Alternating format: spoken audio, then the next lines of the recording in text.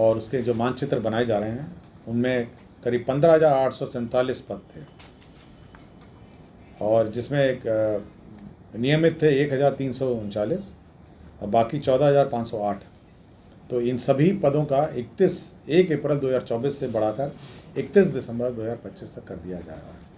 तो यह भू सर्वेक्षण जो स्पेशल सर्वे चल रहा है उन्हीं के कर्मी हैं और उनका सेवा विस्तार किया गया। हाँ, ये वही है, वही। हाँ, ये जो नहीं, ये 10,000 वाले तो नए वाले हैं।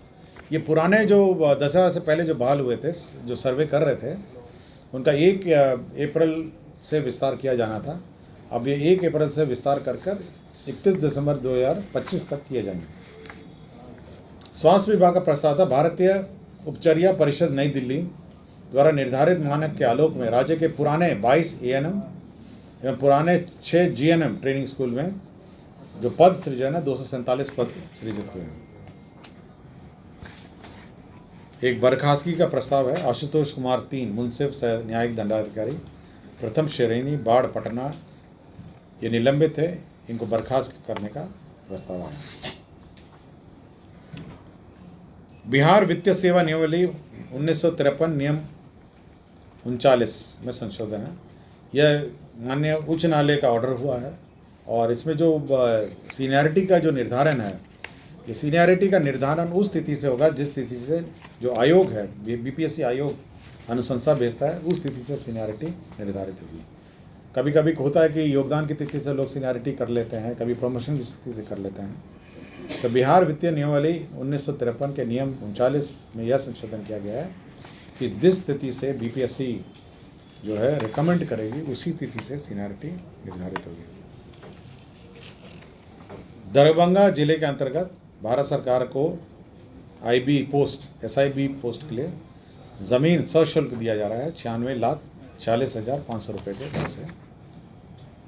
गोपालगंज में जिला अंतर्गत कटेया अंचल में 1 लाख लीटर का प्रतिदिन क्षमता का मिल्क प्रोसेसिंग केंद्र के लिए ज़मीन दिया जा रहा है। मिल्क प्रोसेसिंग केंद्र है, इसके लिए करीब 10 एकड़ किस्म गैर मुजरा मालिक परित कदीम और 1 लाख लीटर का फूड मिल्क प्रोसेसिंग का यूनिट लगेगा। तो 10 एकड़ का ज़मीन इनको गोपालगंज जिला अंतर्गत कटेया अंचल में दिया जा रहा है। औरंगाबाद जिला अंतर्गत रफ़ीगंज अंचल में आपको पता है कि वहाँ से डेडिकेटेड फ्रेट कॉरिडोर जा रहा है।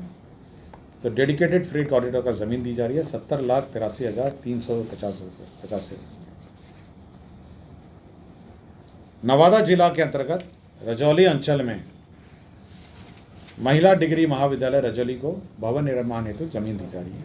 ये एक प्रस्ताव था, इनको 5.26 एकड़ ज़मीन दिया जा रहा है। और लास्ट एजेंडा था अल्पसंख्यक कल्याण विभाग। ये जो अल्पसंख्यक विकास निगम है वह राष्ट्रीय अल्पसंख्यक विकास निगम से लोन लेती है।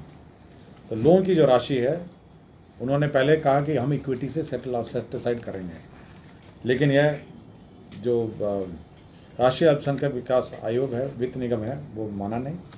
अब ये प्रस्ताव ये है कि जो 20 करोड़ 72 लाख है राशि है, वो बकाया राशि जो है उसमें जो निगम में अर्जित सूद है उससे भुगतान होगा। तो यही 25 एजेंडा थे। किसी को कुछ पूछना था तो पूछिए। धन्यवाद।